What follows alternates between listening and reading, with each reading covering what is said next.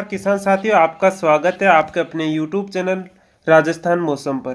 किसान साथियों, इस वीडियो में हम बात करेंगे कि 18 जून को यानी अगले 24 घंटों के दौरान संपूर्ण भारत के क्षेत्रों में किस प्रकार का मौसम रहने की संभावना हमें नजर आ रही है। इसके बारे में देखेंगे कि भारत के ऐसे कौन से क्षेत्र है जहां पर भारी बारिश की गतिविधियां 18 जून को रिकॉर्ड की जाएगी।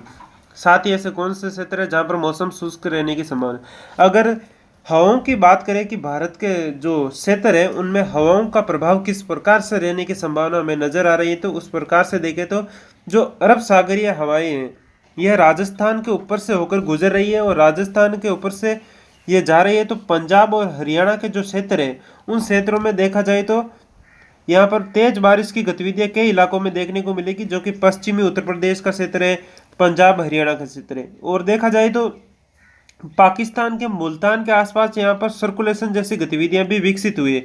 उसी के प्रभाव से देखने को मिलेगा कि जो श्री गंगानगर का क्षेत्र है, हनुमानगढ़ का क्षेत्र है, बीकानेर का क्षेत्र, उन इलाकों में भी बारिश की गतिविधियां रिकॉर्ड की जाएगी, जो आपको अगली इमेज में हम बताएंगे। उसी प्रकार देखा जाए तो यहाँ पर दो भिन्न हवाएं आपस में मिल रही है, यानी अरब सागरीय हवाएं और बंगाल की खाड़ी की हवाएं आपस में मिल रही है। इसी कारण से देखा जाए तो यहाँ पर कुछ आपको हवाओं में प्रभाव भी देखने को मिलेगा। इसी का वजह है तो यहाँ पर जो अरब सागरीय शाखा की हवाएं और इधर से बंगाल की खाड़ी की हवाएं आपस में मिल रही है, यानी इस क्षेत्र में यह हवाएं आपस में मिल रही है। इस तरफ देखा जाए तो बंगाल की खाड़ी से जो आधर पवने पहुंच रही है उसका प्रभाव, और इस तरफ देखा जाए तो जो अरब सागर से पवने पहुंच रही है उसका प्रभाव है।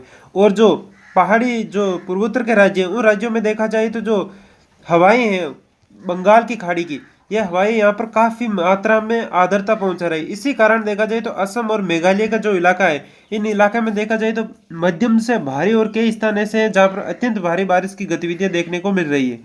अब हम आपको अगले मॉडल चार्ट में यह बताएंगे कि किन क्षेत्रों में देखा जाए तो अगले 24 घंटों के दौरान बारिश की संभावना नजर आ रही है, उसके बारे में हम बात करते हैं।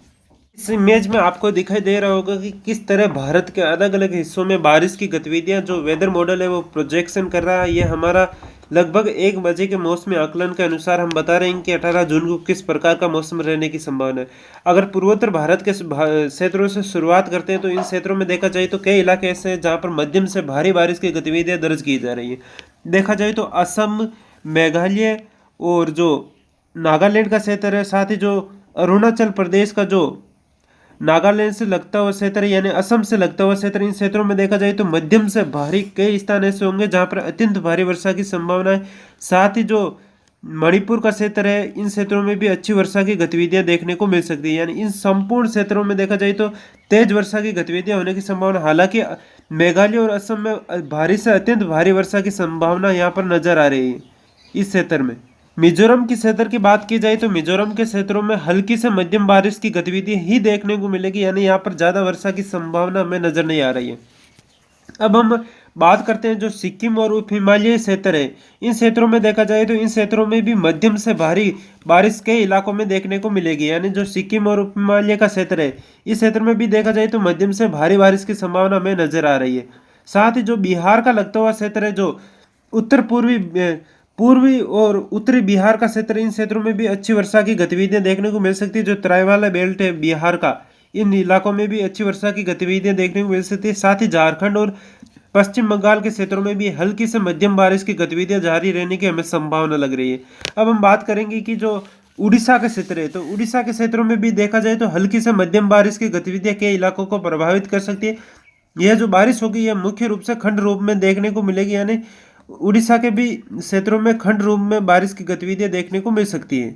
छत्तीसगढ़ की बात की जाए तो छत्तीसगढ़ के क्षेत्रों में भी बारिश की गतिविधियां देखने को मिल सकती है। यानी छत्तीसगढ़ के इस इलाके में जो उत्तरी इलाका है, इस इलाके में देखा जाए जो उत्तर पश्चिमी इलाके में देखा जाए तो यहाँ पर मध्यम से भारी वर्षा होने की संभावना कुछ इलाकों में बन सकती है।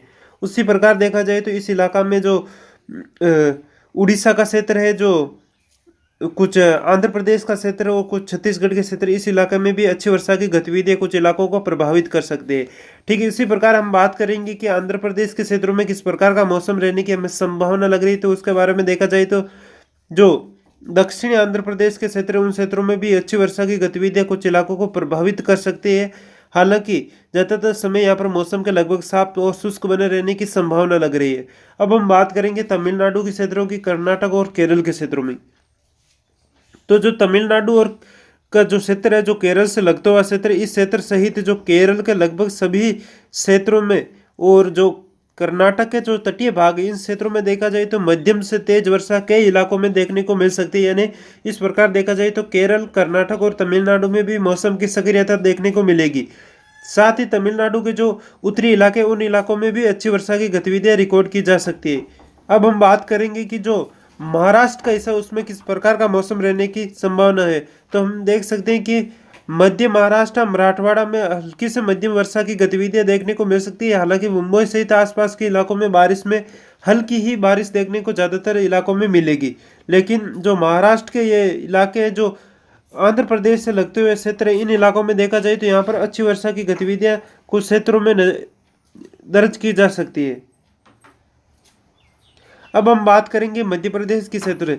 तो मध्य प्रदेश में किस प्रकार का मौसम रहने की संभावना हमें नजर आ रही। तो मध्य प्रदेश की बात की जाए तो जो पूर्वी और पश्चिमी मध्य प्रदेश के मध्य का भाग है, इन भागों में देखा जाए तो कई इलाके ऐसे हो सकते हैं जहाँ पर भारी वर्षा की गतिविधियां रिकॉर्ड की जा सकती है।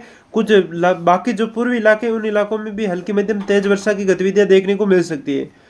और पश्चिमी मध्य प्रदेश में भी बारिश की गतिविधियां देखने को मिल सकती है। जो कोटा राजस्थान का क्षेत्र है, उसे लगता हुआ क्षेत्र है, और खांडवा खरगोन का क्षेत्र, इनमें ही हल्की से मध्यम बारिश की गतिविधियां दर्ज की जा सकती है।